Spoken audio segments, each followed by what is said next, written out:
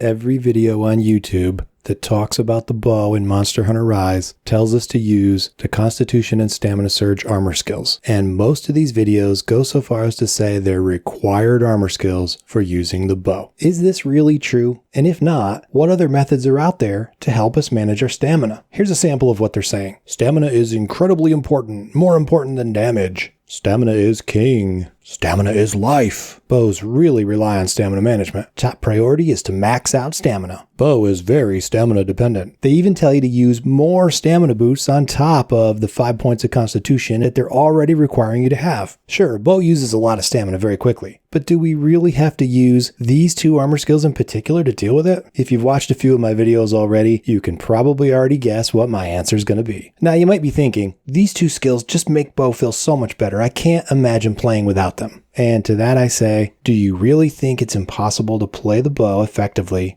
without using Constitution and Stamina Surge? What if I told you that not a single point of Constitution or Stamina Surge is necessary to easily dominate monsters with the bow? Let's take a look at what other features this game has for us to help us with managing our stamina use. These fall into two different categories, buffs and movesets. First, the buffs. Number 1, Spear Birds. These do exist and are quick and easy to gather. They can give you up to 2/3 more stamina than you start the quest with, without significantly slowing down your quest. And you can quickly gather nearly all the supplies you need for crafting other items you use along the way. Peeper Sacks.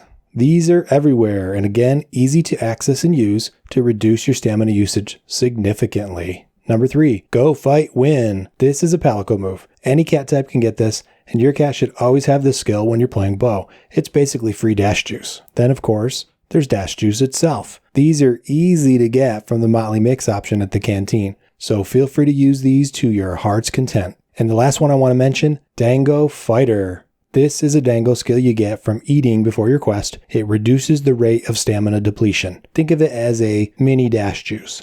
Now that's 5 different stamina buffs at your disposal. And if that's not enough, we have the movesets. Many people are surprised to learn that bow actually has more useful moves other than dodgebolt and power shot spam. All of the moves I'm about to mention allow you to recover stamina while either doing damage or giving you another benefit aside from just the stamina recovery. Number 1, aerial aim. If you're timing this right, you will do massive damage beyond anything you can do on the ground, and you'll land with a net increase in stamina. Number 2, Herculean Draw. This gives you a 10% attack boost, and your stamina recharges during the animation for it. You should be spamming this anyway, no matter what your playstyle is. Number 3, Focus Shot. This move is designed to do 2 things.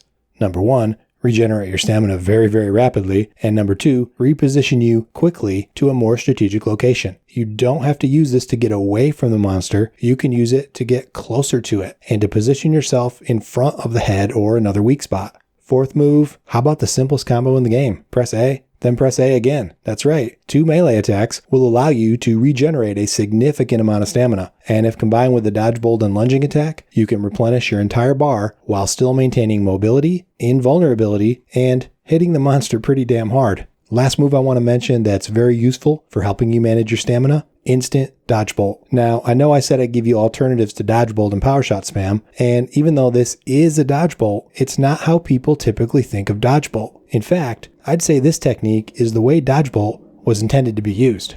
To pull off this move, simply hold down your left trigger to bring up your aim reticle. When the monster attack comes at you, keep the left trigger held down, press in the direction you want to move, and press your evade button to instantly dodgebolt through the attack. Time it just right, and it will raise the charge level on your bow. Press your right trigger to hold onto the charge and begin your shot combos. Now, why is this particular move good for stamina? Because you can hold your aim button down as long as you want without using stamina. It doesn't even slow the rate of stamina regeneration, and it keeps you ready for a counter when all you have left is enough stamina to pull off a dodgebolt. Now, I'm not suggesting you keep your aim reticle up at all times. Use it strategically. It's another tool for stamina management and a great one overall to work into your combos. So we have at least 10 different methods for managing stamina with the bow. Constitution and Stamina Surge are good options too, but really only help you if you're using one specific playstyle for the entire length of the quest. Now, you might think this is the optimal playstyle, and if you're trying to complete your quest in under 2 minutes, I can't argue against it. But if you're a typical monster hunter, you're not even completing your quest in under 5 minutes, let alone 2. And so, for most players,